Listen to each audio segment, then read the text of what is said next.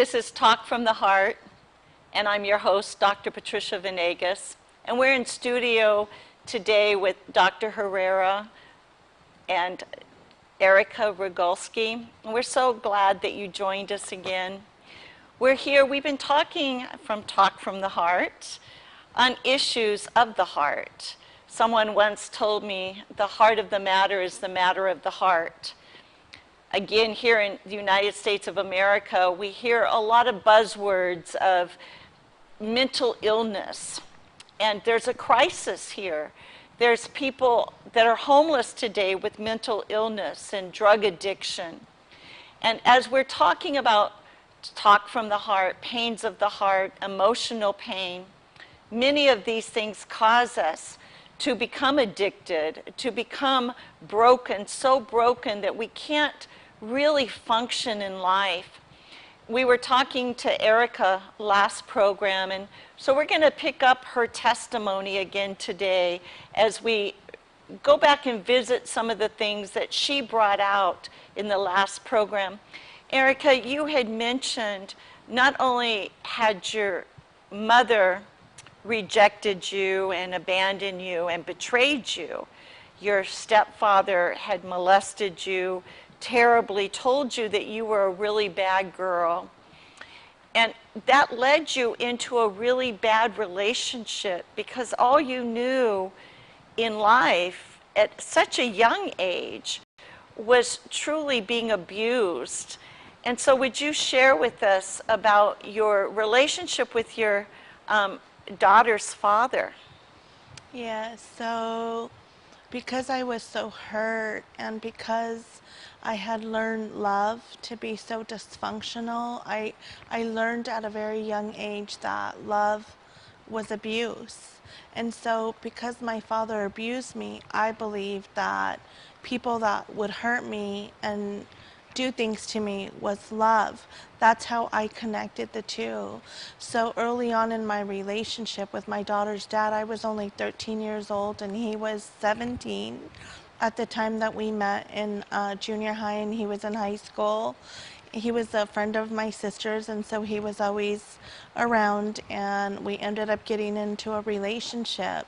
And he started to be very controlling, always wanted to control what I was doing, control me not talking to my friends, control, what I did with my family, control whether or not I got to go out, outside. He would want me in the house, and very jealous, very possessive, and I couldn't dress a certain way. I couldn't wear makeup. He would make me take off all my makeup. He would, if we were driving somewhere and there was a male in the distance, he would threaten me that he was gonna hit me or beat me if I even looked that way. I was his possession. He was very obsessed with me, and he made me his possession. And a lot of the times he was very much that he thought I was a beautiful young lady, and he liked that I was his possession. It was like I was his trophy. Wow. And so he wanted to show me off, but at the same time, he would become very angry and beat me, Wow. Black and blue. There was so many times where it would be so hot outside and I would have to wear long sleeve because he started to beat me. He started to control me. If there was family around, at his relative's house and we were all there together, he would lock me in the room and hide me. Wow. Because he didn't want his cousins and his friends to pay attention to me. And so if anyone said hi to me, if anyone was over friendly, he would often beat me and block me and not let me come out. I was pregnant. By the time I was 16, I delivered my daughter when I was 17, and he beat me up while she was in my womb because he did not want me to keep her. He wanted me to abort her, and I did not want to have an abortion.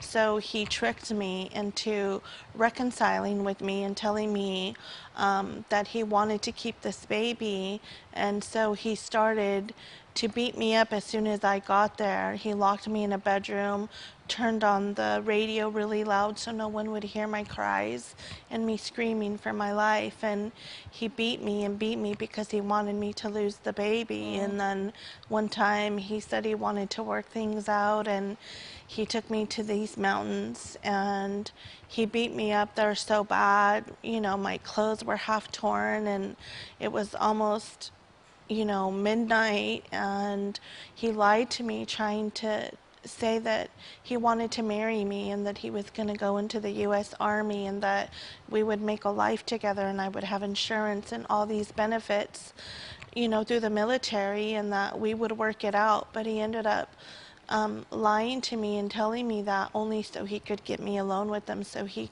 could beat me. And he left me in the mountains in the city where we were living in, and I climbed out of the mountains. It was pouring rain.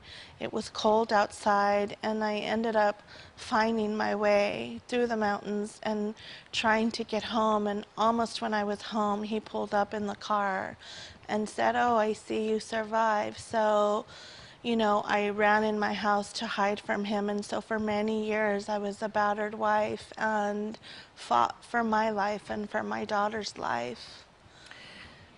What would you say to the women out there, or even sometimes men can be battered?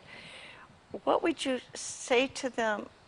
Why did you stay? Or even explain to the people, because to some other people that were not raised in dysfunction or not abused or not have such unhealthy relationships when you're young, could not understand why you would stay in a relationship and think that it's love, or think that it's okay that you're so abused. Why would you even stay in that for, I think you said something like 20 years? Yes, I stayed 20 years. And what I would say today to you, if you're watching and you've been in this situation, no matter what, no one is supposed to beat you and abuse you. It's not okay for someone to treat you as their possession and control you and be so jealous with you that they make you their property and mistreat you. I stayed in this relationship for so many reasons. I learned that love hurts, abuse is love. I had no voice. I had no voice because it was taken away, you know, early in my childhood when the molestation and the abuse began. And so I couldn't stand up for myself for a very long time. And I felt like there was something that I did in my life to deserve all this devastation. Another thing was that I wanted my marriage to work. I wanted my daughter to have her natural father because I was abused by my stepfather.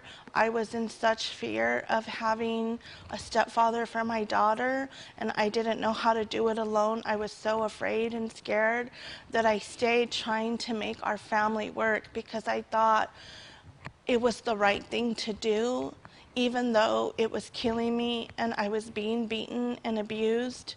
So what I would say to you is that you don't deserve that, and it's never okay for anyone to beat you, abuse you, and mistreat you, and God does not want that for you. I know that there's a lot of different countries where it's almost impossible for a woman to get away from it because it's not okay to leave. I know one culture I'm thinking of, a young woman is with her family and she's to stay there till she gets married. It's not even that she can leave the family. They keep them in situations where they can't get away from it. But I want to even speak to that, because even if you're in a situation where you are being beat or you're being abused, and you really truly can't leave because you're in a different country and women are not allowed to do those kinds of things, that I know that your Heavenly Father's even with you in that. And His heart truly breaks that you would be treated like that.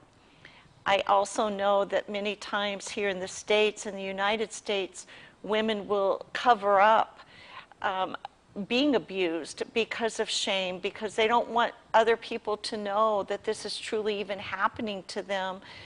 I even know of people in law enforcement, women in law enforcement, that would never even share that they're being abused because of their position. And so we even see that we stay for different reasons. We stay in situations that we feel that we're stuck, or we feel that there's no way out. But I truly know that our Heavenly Father can give you a way out. And sometimes it's just our mindset. It's keeping things hidden. I know many families are taught that nothing goes outside of the four walls, that you don't share anything with anybody. You don't let people know what's happening in our home. You don't talk about it. You don't share it. And I call it kind of an elephant in the room, or you sweep things under the carpet and you keep it quiet. I heard one time that we're only as sick as our secrets are. And when things are happening behind closed doors and people aren't helping, I've even heard of women being abused where in cultures it's okay for the woman to be abused and nobody comes to the rescue. It's so hard to think that we're treated that way in many countries or many cultures. But I know that your Heavenly Father can make a way where there's no way. And I know that He wants to come in and heal the broken heart and set the captives free. Erica had mentioned earlier when her mother betrayed her that she really wanted to kill herself. And so I'm going to address right now even a spirit of suicide, depression, hopelessness, and discouragement. Because when you find yourself in situations of abuse, you really do turn inward and you don't know how to get out of it. So Erica, would you address a little bit about how you felt suicidal at times? Because I know when you came into the ministry, even though abuse had stopped, you were still wanting to harm yourself. Yes, and I often share that when you go through so much, you are in such emotional pain. And the pain, when people have post-traumatic stress and you go through so much abuse in your life, you are completely devastated. Your heart is broken. And oftentimes, you have triggers, and there's certain things that trigger you. Maybe it's a movie, maybe it's a smell, maybe a memory comes, or a song plays, or someone brings up what happened in your family, and so it triggers you, and here is all this gushing pain that comes out because it hasn't been healed. So what you're saying, that you can have post-traumatic stress from your childhood, and it doesn't have to be like a soldier coming home from war? Absolutely. Post-traumatic stress affects not only soldiers, but it affects so many victims of child abuse, rape, molestation, being a battered woman, being in situations where you're fighting for your life or someone has done something to violate you. You could have it at the highest level. For me, I had insomnia. I couldn't sleep. I had debilitating fear that, God has healed some, but I still have a little bit of residue that triggers me, and so fear comes in, not sleeping, being afraid, not eating or overeating, or addictions, drugs, alcohol, all of that. So post-traumatic stress, let's talk about that for a minute. Because what I understand is you could be going through a regular day. Absolutely. And then all of a sudden something comes up. Now, when I minister to marriages, a lot of times the situation that's at hand, when they're working out a situation that something's bothering them, let's say they can argue over a Coke bottle for 3 hours and they don't know why, but that Coke bottle could have been used by a parent to hit one of them, and so those emotions come to the surface. And they're not dealing with the moment, but they're almost like having flashbacks, but they don't even know what's happening. But all that emotion, so even when the abuse stops, you still have a residue of emotion. Is that what I'm hearing you say? Yes. So because you haven't dealt with the pain, maybe you've buried it. I know for me, I had a example to share that, my father that had abused me had a horrible car accident, and I went to the hospital to see him in the trauma unit, and they were working on him and trying to assess his injuries. And when they were working, they were cutting his clothes off. So some of his body was exposed to me, and it triggered me. And so that night I ran home and got on my face before God because I felt like I was having a nervous breakdown. Everything came back rushing back. It hurt like if it happened yesterday. And so I was saying, what is happening to me? I feel like I am completely, like an earthquake went off inside my body, and all the pain of the abuse came rushing back. And that's when I cried out to God, and He started to show me about post-traumatic stress. It was like someone pressed a button and the file opened up, and in that file were all these little memories, and they were all open and exposed. So in the book, The Bride of Christ, I talk about, I call them pus pockets, because pus pockets can get touched. And if you have a pus pocket here on your arm, I could hit you up here all day long, and it doesn't really hurt. But if you have a pussy little area here, you could barely touch it. And all of a sudden, all this emotion and all this pain and all this, and I've even had people touch a sore spot, and all of a sudden I get angry, and it's like, don't touch there. And is that kind of what was happening with you? Yeah, so it was like certain things would, come up, or my siblings always like to bring up the past, and as soon as they brought it up, it was this deep, deep emotional pain, and it literally was painful. It felt like it did when I was a little girl. It felt like it did when I told my mom of what was happening. And so all of this pain would come up, and because of this pain, it was so bad that I just wanted to end my life. I didn't want to live. I couldn't deal with what I was feeling and everything that had happened. So for many years, I battled suicide and depression because the pain was so intense, and it felt like it just kept happening to me over and over and over again.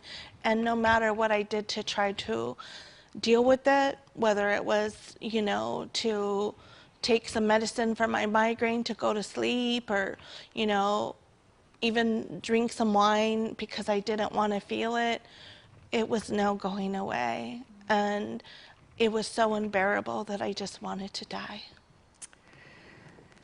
The book again, Isaiah 61 in the Bible, talks about Yeshua came to bind up the broken heart, to set the captives free.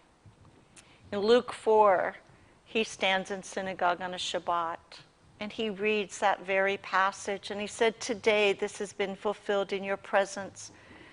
And for me, when you read the book, The Bride of Christ, you will see that one day I fell on my face before the Father, and I cried out, and he said I needed to be healed emotionally. And he was able to take me through that emotional healing without a psychiatrist, without counseling, without drugs. But I had to go back and with him and revisit those painful areas that I had buried. He said that I had just buried them. He said I had never been healed. I just buried to survive.